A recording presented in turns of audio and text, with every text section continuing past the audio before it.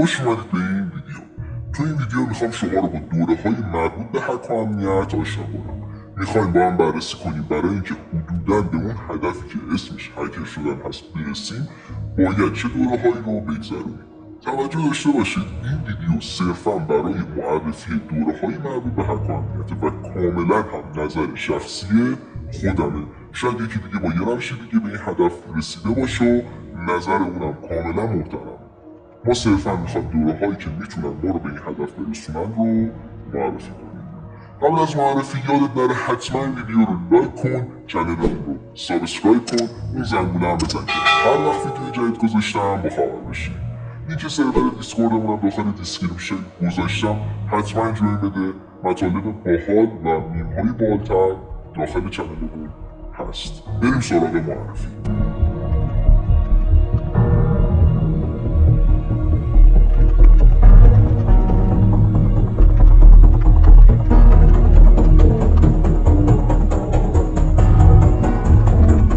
اول از همه شما باید آشنایی مقدماتی رو با کامپیوتر داشته باشید. مثلا دیگه بدونید که برای خاموش کردن کامپیوتر یا اون رو از بر نکشید بزنید خارمدار کامپیوتر رو خراب کنید. حداقل بدونید درایو چیه، سی پی یو چیه، رم چیه، اینترنت چجوری وصل میشه از اینجور چیزا. دوره بعدی یعنی دوره خاصی رو تا الان معرفی نکردم ولی اولین دوره نتورک پلاس هست. در مورد این دوره یه چیزی رو بهتون بگم. آقا دوره جامعه نتورک پلاس به درد یه هکر تازه کار نمیخوره. دوره جامعه نتورک پلاس برای فردیه که میخواد متخصص شبکه بشه و حوزه کاریش در این مورده. مثلا یه هکر لازم نداره که تمام کابل‌های استفاده شده داخل این شبکه رو بلد باشه. چند تا از مهمتریناشو بلد باشه کفایت میکنه. کلاً در این مورد خیلی سختگیر نباشه. بیشتر به کلیات توجه کنید تا جزئیات، مثل انواع پروتکل‌های مهم، انواع آی‌پی‌ها، کاربرد پورت‌ها و حفظ مهمتریناشون. مثلا بدونید پورت 80 مال چه پروتکلی که مال پروتکل HTTP، یا بدونید TCP/UDP چیه، مدل OSI چیه. دوره بعدی از نظر بنده آشنایی مقدماتی با سیستم عامل لینوکس یا لینوکس اسنشیال است. یه هکر باید بلد باشه با سیستم عاملی که لینوکسی است کار کنه و دستوراتش رو بلد باشه.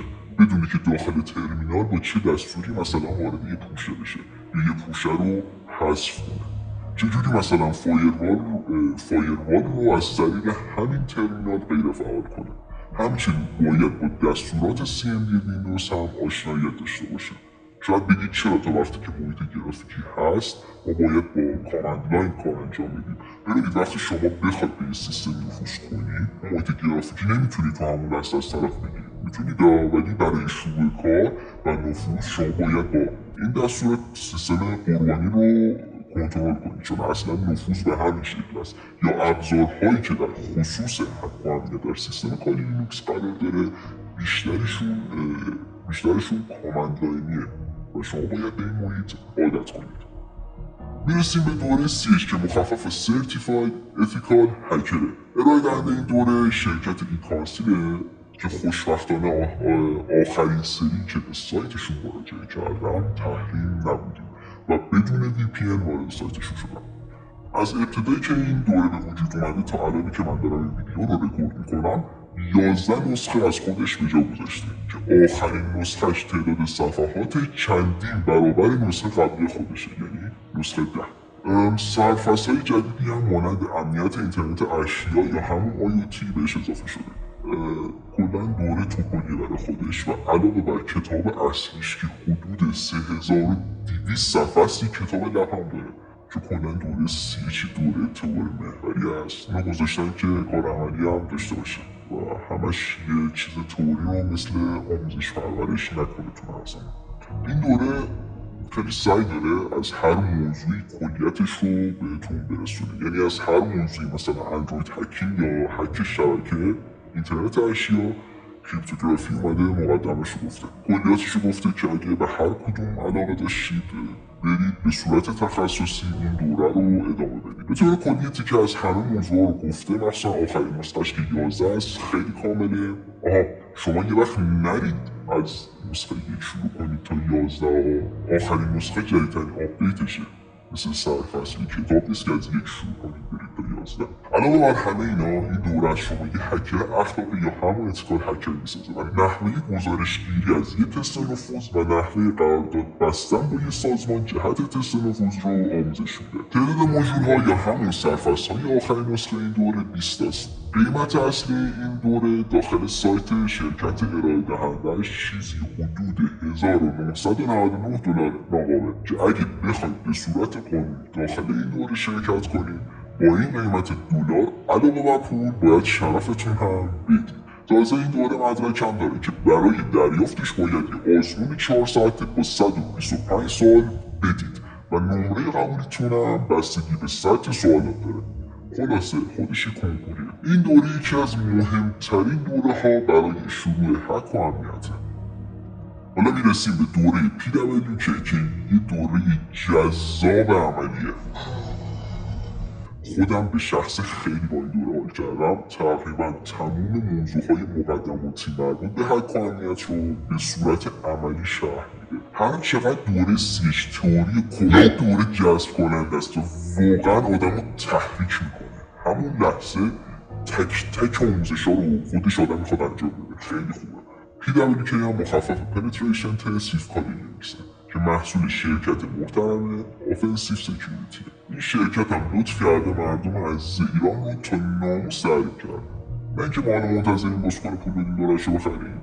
والا همچنین این دوره به پن 200 هم معروفه، کمترین حالت قیمت دوره هم که آخرین آپدیتش مال سال 2020 بوده $999. چرا میگم آخرین حالت؟ چون حالتهای مختلف هم داره.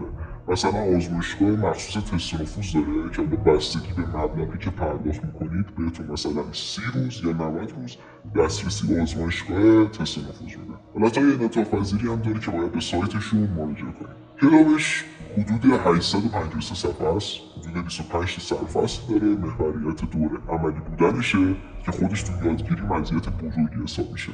این دوره هم مدرک و هم آزمون داره و مدت زمان آزمونش هم 23 ساعت تا 45 دقیقه است و نحوه آزمونشون هم اینجوریه که ببینید یه شبکه اینترنتی به صورت لایو داخل یه VPN خصوصیه. داخل این شبکه چند تا سیستم آسیب پذیر وجود داره که شما باید تو این زمان بهشون نفوذ کنید. معمولا دوره PWK حدود 30 روز طول میکشه. برای قبولی در آزمون شما باید حداقل 70 امتیاز کسب کنید. برای جمع‌بندی این دوره بگم که کلا شما با ابزارهای سیستم عامل کالی لینوکس و پرود سر کار دارید و با استفاده از اونها تست نفوذ انجام میدید. برای شروع این دوره حتما باید دوره CH و نتورک پلاس رو گذرانده باشید و با دستورات ترمینال لینوکس آشناییت داشته باشید. تا اینجا را شما تازه قدم‌های ابتدایی رو برای هکر شدن پشت سر گذاشتید و حالا باید آموزش‌های ادوانس رو برای ابزارهای مانند متاسپلویت و انمپ فرا بگیرید. همچنین تا الان باید علاقه خودتون رو در یکی از حوزه‌های تخصصی پیدا کرده باشید. اگه به حوزه رو علاقه دارید برید به سمت دوره‌های مربوط به وب که مثل سک 542 برای شرکت سنس هستش. این شرکت ما رو تحریم نکرده.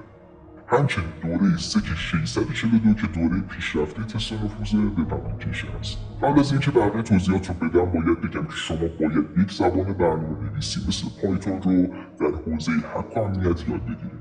هکری که برنامه‌نویسی بلد نباشه مثل سربازی که سلاح نداره. حالا طبق حوزه تخصصیتون شما میتونید جاوا اسکریپت و PHP برای سطح وب یا C و C++ و زبان اسمبلی رو برای حوزه سیستمی و مهندسی نرم افزار یاد بگیرید. پایتون در این دو مورد کاربرد داره. پایتون زبان مهم و در عین حال آسونیه. حتما یادش بگیرید. ببینید یه دوره دیگه هم هست به نام سک 560 که تقریبا مثل CH ولی پیشرفته تر. حتما بعد از دوره PWK به اونم یه سر بزنید. میتونه خیلی از حفره‌هایی که داخل دوره CH براتون به وجود اومده رو پر کنه و به نوعی هم مرور کننده دوره CH باشه. دوره‌های دیگه هم داریم در بحث جرم شناسی رایانه‌ای، مثل دوره‌های فورنزیک شرکت ساینس، دوره BCSA مربوط به آنالیز شبکه و توپولوژی ها که قدم بعدی دوره CH از نظر شرکت ایکانسیل است. دوره سک 573 که تمرکزش بر روی ابزارنویسی با زبان پایتون هست و سک 660 که برای اکسپلویت نویسی هست. خیلی دوره‌های دیگه وجود داره. بازم اینجا کار تموم نمیشه، شما باید تو تخصص خودتون تجربه پیدا کنید و این تا آخر عمرتون ادامه داره. نکته دیگه نمیمونه، این حدوداً میشه گفت یه نقشه ابتدایی برای شروع حکامیته. باز میگم این نظر شخصی منه و شاید نظر خیلی از متخصصین دیگه یه چیز دیگه باشه و خودم شخصا یه متخصص نمیدونم. منم مثل شماها یه فردیم که همش دنبال یادگیریم، دنبال اینم که پیشرفت کنم و مطالبی رو که یاد میگیرم رو شما شیر کنم و کنار هم دیگه پیشرفت کنیم. خوشحال میشم نظراتتون رو راجع به این ویدیو داخل کامنت ها بنویسید، حتما جوابتون رو میدم، با هم گفتگو کنیم. همونجوری هم که گفتم لینک سرور دیسکوردمونم داخل دیسکریپشن گذاشتم، حتما جوین بدید، اونجا میتونیم با هم در ارتباط باشیم و با هم دیگه پیشرفت کنیم. مرسی که تا اینجا ویدیو همراه من بودید. آگاه باشید. خدا نگهدارتون.